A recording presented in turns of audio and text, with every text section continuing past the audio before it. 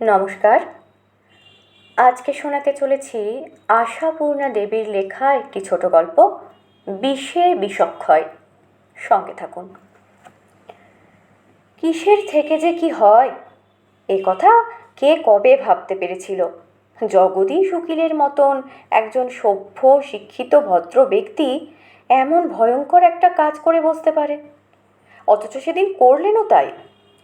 করালি কোবরেজের টিয়া পাখির মতো টিকটিকে নাকটায় হঠাৎ খ্যাক করে এক কামড় বসিয়ে দিলেন। অপরাধের মধ্যে করালি কোবরেজ শুধু বলেছিলেন, ব্যাধিটি আপনার সামান্য নয় জগদীশবাবু, আমাদের আয়ুর্বেদ শাস্ত্রে এর কয় অনিদ্রা ব্যাধি। ব্যাস, বলতেই যা দেরি। হাতের নস্যি হাতেই থাকলো, করালির নাকে আর গুঁজতে হলো না। তার আগেই নাকের আগা জগদীশের দাঁতের তলায়। বহু চেষ্টায় আর বহু জনের হস্তক্ষেপে নাকটা এ যাত্রায় বেঁচে গেল বটে, তবে পরে কি হবে কে জানে। আর এরপর জগদীশের কপালেও যে কি আছে কে জানে। নাকে রুমাল চেপে শাসিয়ে গেছেন করালি। আচ্ছা, আমিও কোবরেজের পোলা, দেখে নিমু তোমারে। উকিল আছো তো মাথা কিনছো, লোকের নাক খাইবা, বিশ্বব্রহ্মাণ্ডে আর খাদ্য বস্তু নাই। কিন্তু জগদীশ একটুও ভয় খান না, বরং আগের থেকে গলা চড়িয়েই বলেন, যা বুড়ো, কি করবি করগে যা, তোর মতো কোবরেজকে যে ডেকেছি এই ঢের। 42 দিন পরে তুই আমায় রোগ চেনাতে এসেছিস, আমি জানি না এ ব্যাধিরে কি কয়। অথচ করালি জগদীশের দাবার আড্ডার বন্ধু, তা জগদীশকেও দোষ দেওয়া যায় না। গুনে গুনে 42টি রাত ঘুম নেই তার মানে পুরো একটি মাসের ওপর আরও 12টা দিন শুধু ঘড়ির দিকে কটমট করে তাকিয়ে তাকিয়ে রাত কাটাচ্ছেন জগদীশ, একটির পর একটি। চিকিৎসার আর কিছু বাকি নেই। অ্যালোপ্যাথিতে হার মেনে হোমিওপ্যাথি করেছেন, হোমিওপ্যাথিতে ভরসা ছেড়ে টোটকা করেছেন, শুষ্নি শাকের ঝোল খেয়েছেন, থানকুনি পাতা বেটে গায়ে প্রলেপ দিয়েছেন, হুঁকোর জল থাবড়েছেন। রাতে শোবার সময় গরম জলে পা আর বরফ জলে কান ধুয়েছেন। বিছানায় শুয়ে শতবার 1 থেকে 100 গুনেছেন। মাঝরাত্রিরে ডন বৈঠক করেছেন, নাকের মধ্যে শিশি শিশি সর্ষের তেল ঢেলেছেন, কিছুতেই কিছু না।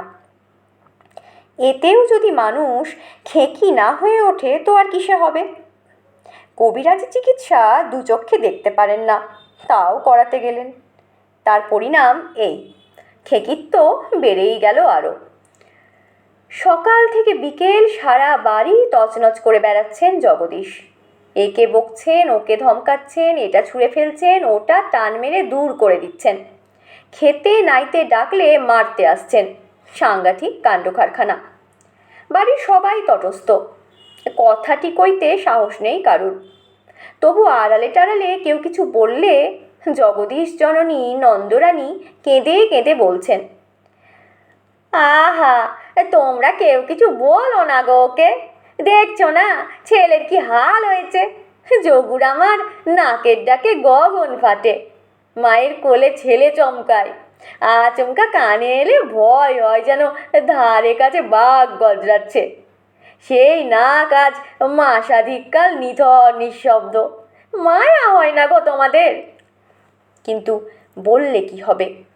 মাকেই কি ধমকাতে ছাড়ছেন জগদীশ? এই তো আজই যেমন তিনি ওদের টোস্টে মাখানো 1 ডেলা মাখন টোস্ট থেকে চেঁচে পুছে তুলে নিয়ে চট করে এসে ছেলের মাথার তালুটিতে বুলিয়ে দিয়েছেন। ব্যাস, আর যাই কোথা, যেন বিছে কামড়ালো ছেলেকে। চিৎকার করে উঠল ছেলে, আমার মাখন! চুলগুলো বিলকুল উঠে যাওয়া ছাড়া মাখনে আর কিচ্ছু লাভ হচ্ছে? ছেলের মূর্তি দেখে মা তো দে ছুট। চুলগুলো দাঁড়ানো আলপিনের মতো খাড়া, চোখ দুটো টমেটোর মতো টকটকে লাল, গলার শির ফোলা, রগের শিরা সব ফোলা। চেঁচাচ্ছেন আর চেঁচিয়েই চলেছেন হরদম, এখানে এটা কিসের জন্য? এই পায়ের কাছে বাপুস পড়ে কেন? মাথার উপর ফ্যান ঘুরছে কার দরকারে? রেডিওটাকে গাক গাক করে খুলে না রাখলে গান শোনা যায় না? চায়ে এত চিনি চালানো হচ্ছে, এর মানে কি? ইত্যাদি ইত্যাদি। এমনকি রাস্তায় গোলমাল হলে, ছাদে কাক ডাকলে, কি পাশের বাড়ির ঝি তাদের বামুন ঠাকুরের সঙ্গে চেঁচিয়ে ঝগড়া করলেও জগদীশ পা ঠুকে ঘুষি পাকিয়ে চিৎকার করেন, ভেবেছে কি সব দেশে আইন নেই? এই কোর্টটা একবার খুলুক না, এক ধার থেকে সব কটার নামে কেস ঠুকে দেবো। কোথায় গেল সব দেখি একবার। কেউ সাড়া দেয় না। সাড়া দিলেই তো আবার ডবল তাড়া খেতে হবে। তা সাড়া সেও দেয় না। সারা রাত ধরে জগদীশ যাকে চড়া গলায় গালমন্দ করে ডাকাডাকি করেন। রাত 12টা বাজলেই জগদীশের গলার আওয়াজ সারা বাড়িতে গমগমিয়ে ওঠে। ওরে বেটা ঘুম, ঘুমের ছানা ঘুম, পাষণ্ড, শয়তান, পাজি, বদমাইশ, কোথায় গিয়ে বসে আছিস? হ্যাঁ, টিকিটি পর্যন্ত আর দেখাচ্ছিস না? এর মানে কি? মরে তো যাসনি, বিশ্বশুদ্ধ সবাইয়ের ঘরেই তো ডিউটি দিচ্ছিস। আমার কাছেই যত ফাঁকি, আমি তোর পূর্বজন্মের শত্রু। হ্যাঁ, জানিস ডিউটি ফাঁকি দেওয়া একটা গুরুতর অপরাধ? আচ্ছা আচ্ছা, আমি তোকেও দেখে নেব। কিন্তু শেষ রাত্রির দিকে সুরটা একটু পাল্টায়। তখন করুণ গলায় বলতে থাকেন, ও বাবা ঘুম, আমার নয়নের মানিক, চোখের মণি, একটিবারের জন্য আয় বাবা, তোকে মোটা টাকা বকশিস দেব, যা চাইবি তাই দেব। কিন্তু কোথায় সেই নির্লোভ নিষ্ঠুর ঘুমের ছানা ঘুমটি? নো পাত্তা। সকাল হতেই আবার সেই হতাশ গলায় তেজ আসে।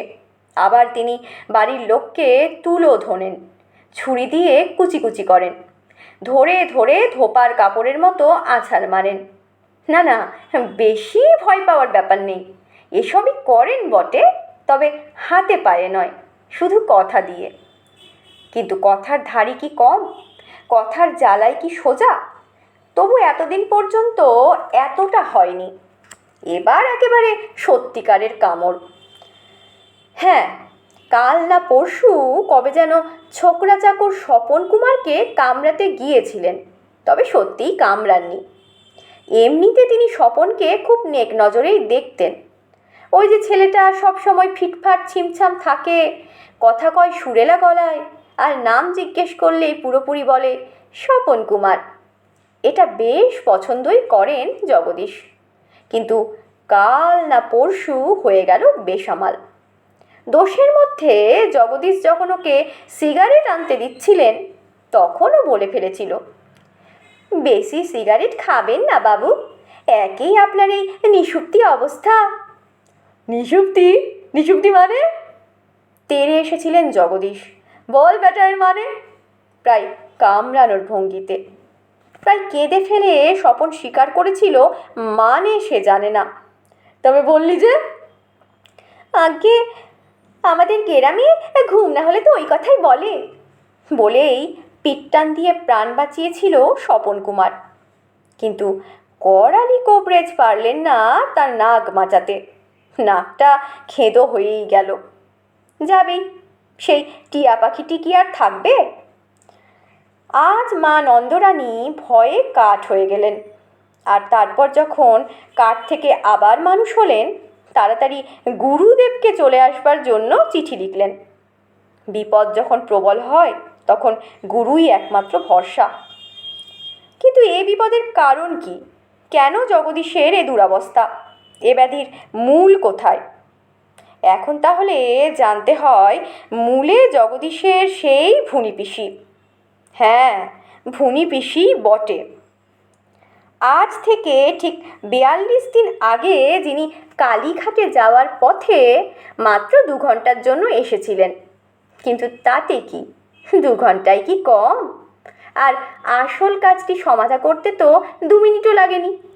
ভাইপোকে কাছে ডেকে নিয়ে মাথায় হাত বুলিয়ে স্নেহজড়া গলায় বলেছিলেন, তোর চেহারাটা তো ভালো দেখছি নে যোগু, শরীর ভালো আছে তো? খুব খিদে তেষ্টা হয়? দারুণ। রাতে ঘুম ভালো হয়? সাংঘাতিক। যা, তাহলেই মঙ্গল।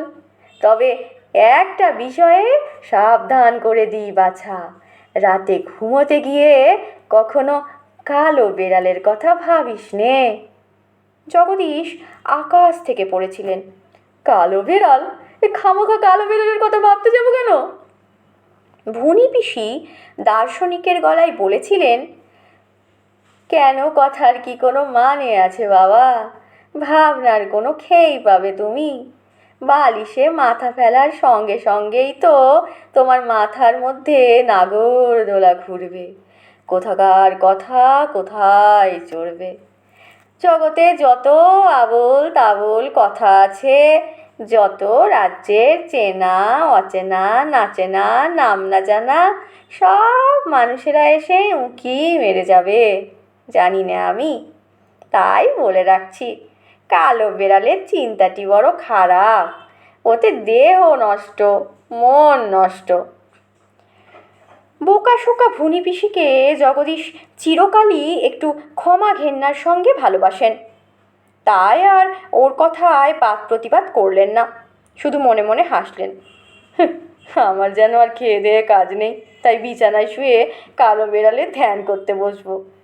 এত অদ্ভুত কথাও বলতে পারেন ভুনি পিসি, জগদীশ মনে মনে ভাবেন। কিন্তু কে জানতো তার সকল অহংকার ঘুচিবে চোখের জলে। ঠিক সেই রাত্রিরেই বিছানায় শোয়া মাত্রই সেই ঘটনাটি ঘটল। জগদীশের চোখের সামনে একটি হৃষ্টপুষ্ট নিকষ বালিশ কালো বেড়ালের চেহারা ভেসে উঠল। এই সেরেছে, এটা আবার কি? সত্যি কোনো বেড়াল টেড়াল আসেনি তো? জগদীশ অবাক হয়ে উঠে বসলেন, এদিক সেদিক তাকালেন, কই, কোথাও তো কিছু নেই। জল খেয়ে চোখে জল দিয়ে ফের শুয়ে পড়লেন। কিন্তু আবার সে ভালো বিপদ হলো তো, মনে মনে বললেন জগদীশ। কি মুশকিল, জোর করে তাড়াতে চেষ্টা করলেন সেই দৃশ্য, কিন্তু আবার আবার সেই কামান গর্জন। জগদীশ উঠে পড়ে বারান্দায় এসে দাঁড়ালেন। আকাশ ভরা চন্দ্রতারা দেখলেন, ভগবানের নাম রোজ তেমন না করলেও আজ করলেন। আবার এসে বালিশ উল্টে শুলেন। কিন্তু কি অদ্ভুত আশ্চর্য কাণ্ড, আবার সেই মনের রাস্তার ডান দিক থেকে বাঁ দিকে চলে গেল, আস্তে আস্তে লেজটি বাঁকিয়ে। জগদীশ কলঘরে গিয়ে মাথা ধুলেন, অনেকক্ষণ ধরে পায়ে জল ঢাললেন, ফ্যানটাকে জোরে করে দিলেন। তারপর শুয়ে পড়ে চোখ বুজে গুনগুন করে গান গাইতে লাগলেন। চল কোদাল চালাই ভুলে মনের মালাই। এই একটা মাত্রই গান জানেন জগদীশ, ছেলেবেলায় ব্রতচারিতে শিখেছিলেন। জগদীশ বিয়ে টিয়ে করেননি, কাজেই গান শুনে ঘরের মধ্যে কেউ হেসে উঠল না। তিনি আস্তে আস্তে গলাটাকে একটু চড়ালেন। ছেড়ে অলস মেজাজ হবে শরীর জ্বালাই, যত ব্যাধির বেলায় করবে। যাক বাবা, ঠিক ওষুধ আবিষ্কার করে ফেলা গেছে, এই ঘুমটি এলো বলে। কিন্তু এ কি, জগদীশের গান শোনবার জন্যে কে এসে সামনে বসে আছে, ল্যাজটি উঁচিয়ে মুখটিতে কৌতুকের হাসি ফুটিয়ে। এ তো আচ্ছা বিপদ হলো। সেই থেকেই চলল বিপদ, চলে আসছে এই 42টি রাত ধরে। যেই চোখটি বোঝার চেষ্টা করেন, সেই একটি কালো বেড়াল সামনে দিয়ে হেঁটে যায়, আর তা ক্রমশ আর একটি নয়, 2টি 4টি 10টি, হাঁটছে চলছে ঘুরছে ফিরছে। জগদীশের ঘর কালো বেড়ালে ভরে উঠেছে। জগদীশ ওদের চাপা দিয়ে মেরে ফেলতে দো হাতা হাতি, গন্ডার, বাঘ, সিংহ, বুনো মোষ, দোতলা বাস, সিমেন্ট বোঝাই লরি বেপরোয়া আমদানি করতে থাকেন। কিন্তু কোথায় কি, ওইসব বিরাটেরা কোথায় উপে যায় কর্পূরের মতো, বহাল তবিয়তে ঘুরে বেড়ায় শুধু এরা। এখন বুঝতে পারছেন জগদীশও, ভুনি পিসি কেন বলেছিলেন কালো বেড়াল ভাবতে নেই, ভাবাটা খারাপ। সত্যি, এর থেকে খারাপ আর কি হতে পারে, অথচ সেই ভাবছেনই। জগদীশ আজ জলজান্ত একটা লোকের নাক কামড়ে দিয়েছেন, লোকটা আবার জগদীশের দাবার বন্ধু। প্রতিকারের উপায় জানতে যে ভুনি পিসির কাছে যাবেন তার উপায়ও নেই। তিনি এখন কেদারবত্রী, গঙ্গোত্রী, যমুনোত্রী কোথাও না কোথাও ঘুরে বেড়াচ্ছেন, ঠিকানা জানার উপায়ও নেই। তবে যাক, ভুনি পিসি না এলেও গুরুদেব এলেন। এসেই বললেন, কি সংবাদ? নন্দরানী কাঁদো কাঁদো হয়ে বললেন, সংবাদ আর কি বাবা, এই ওর মুখেই শুনুন। বল বাবা বল, তোর কি কষ্ট? জগদীশ মাথায় জলের হাত বুলিয়ে দাঁড়ানো চুলকে শুইয়ে আর চোখে জলের ছাট দিয়ে টকটকে চোখকে গোলাপি করে এনে মায়ের গুরুদেবকে প্রণাম করে দাঁড়িয়েছিলেন। এখন মায়ের নির্দেশে গম্ভীরভাবে বললেন, কষ্ট কিছুই না, শুধু গোটা কত কালো বেড়াল। কালো বেড়াল? মা শিউরে উঠে বললেন, কোথায়? জগদীশ নিজের মাথাটা দেখিয়ে দেন। গুরুদেব মৃদু হেসে বলেন, বুঝেছি। কি বুঝলেন, কি বুঝলেন? বুঝলাম উৎপাত বাড়িয়েই চলেছে, তাড়ানো দরকার। নন্দরানী কাঁদো কাঁদো হয়ে বলেন, আমি তো কিছুই বুঝতে পারছি না বাবা। গুরুদেব স্নেহসিক্ত কণ্ঠে বলেন, পারবে মা, পারবে, পরে সব বলছি। এখন তাড়াতাড়ি একটু হোমের ব্যবস্থা করে দাও, ও কটাকে আহুতি দিয়ে মেরে ফেলতে হবে। জগদীশ বসে পড়ে বলেন, পারবেন প্রভু? গুরুদেব একটু অলৌকিক হাসি হাসলেন। তারপর সারা দিন ধরে যাগযজ্ঞ হোম। নন্দরানী উপবাস করে আছেন, জগদীশও প্রায় তাই। শুধু সকালে একটু চা টোস্ট, দুপুরে একটু দুধ চিড়ে, আর বিকেলে একটু কেক বিস্কুট আর চা। সন্ধ্যাবেলা গুরুদেব একটি মাদুলি হাতে নিয়ে বললেন, হোম ভস্য ভরা এই মাদুলিটি রাত্রে 1 প্রহরের সময় ধারণ করবে, দেখবে অব্যর্থ। তারা আর আসবে না তো ল্যাজ দুলিয়ে গাল ফুলিয়ে? কোথা থেকে আসবে, আমি তো তাদের হোমাগ্নিতে আহুতি দিয়ে দিয়েছি। জগদীশ গুরুদেবকে সাষ্টাঙ্গে প্রাণিপাত করে বললেন, এ মাদুলির নিয়ম টিয়ম? কিছুই না, শুধু শুধু কি গুরুদেব? গুরুদেব একটুখানি রোমাঞ্চময় হাসি হেসে বলেন, শুধু ধারণের পূর্বে বিছানায় অন্তত শোবে না, আর হাই তুলবে না। হাই তুললেই মাদুলি ধারণ করা নিষিদ্ধ। জগদীশ গম্ভীর হলেন। গুরুদেব বলেই একটু সাধু ভাষা ব্যবহার করলেন। বললেন, গুরুদেব, আপনি কি আমার সঙ্গে পরিহাস করছেন? কি বলছো বৎস, তোমার সঙ্গে কি আমার পরিহাসের সম্পর্ক? তবে ওই নিষেধটি কেন? জানেনই তো, আজ 1 মাস 14 দিন জগদীশ হতভাগা হাই কাকে বলে জানে না। হাইয়ের মানে ভুলেছে, বানানো ভুলে গেছে। মৃদু হাসি হাসেন গুরুদেব, বলেন, তাহলে তো ভালোই। গুরুদেবের খাতিরে দেদার ক্ষীর, রাবড়ি, ছানা, মাখন, সন্দেশ, রসগোল্লা, গুজিয়া, প্যারার আমদানি হয়েছিল। তার কিছুটা শেয়ার নিয়ে জগদীশ ঘড়ি হাতে বেঁধে বিছানায় বসলেন। এখন 9টা, ঠিক 10টায় মাদুলিটি ধারণ করবেন। মনে বড় আনন্দ, একটা অব্যর্থ ওষুধ পেয়ে গেছেন। 10টা বাজলেই লাল সুতোটা গলায় গলিয়ে শুয়ে পড়া। কিন্তু কি সর্বনাশ, এটা কি হলো? স্পষ্ট পরিষ্কার আস্ত সুস্থ একটা হাই উঠল না? হ্যাঁ হ্যাঁ, কোনো ভুল নেই, সত্যিকারের একটি গোলগাল হাই। মাদুলি ধারণ হলো না। জগদীশ অবাক হয়ে বসে রইলেন কিছুক্ষণ। তারপর ভাবলেন, ঠিক আছে, আর 1 ঘন্টা পরেই পড়া যাবে। দৈবাত একটা হয়ে গেছে, কি আর করা। কিন্তু এটা কি সর্বনেশে ব্যাপার! আবার আবার মুহুর্মুহ, হাঁ না বুঝতেই আবার হাই। যতবার ঠিক করছেন এবার 1 ঘন্টা খুব অবহিত হয়ে বসে থেকে ততবারই ওই এক ঘটনা। 1 ঘন্টা তো দূরের কথা, 10টা মিনিটও ফাঁকা পাচ্ছেন না। এদিকে ঘড়িতে সময় এগিয়ে চলেছে। জগদীশের চোখ জড়িয়ে আসছে। ঘন ঘন হাইয়ের দরুন শরীর বিছানায় গড়িয়ে পড়তে চাইছে, কিন্তু শুতে পারছেন না। মাদুলি ধারণ না করে যে শোবার হুকুম নেই। জগদীশ উঠে পড়েন, পায়চারি করেন, জল খান, চোখে মুখে জল দিয়ে আলস্য তাড়ান। তারপর জোরে জোরে গাইতে থাকেন, চল কোদাল চালাই ভুলে মানের বালাই। কিন্তু কথা জড়িয়ে যায়, ভুলে মানের বালাই চল কোদাল। ভোরে গুরুদেবের ব্রেকফাস্টের অভ্যাস। নন্দরানী অন্ধকার থাকতে উঠে ফল কাটছেন, মাখন মিছরি গোছাচ্ছেন। হঠাৎ হাত থেকে রূপোর রেকাবিটা পড়ে গেল ঝনঝনিয়ে। নন্দরানী শিউরে উঠলেন।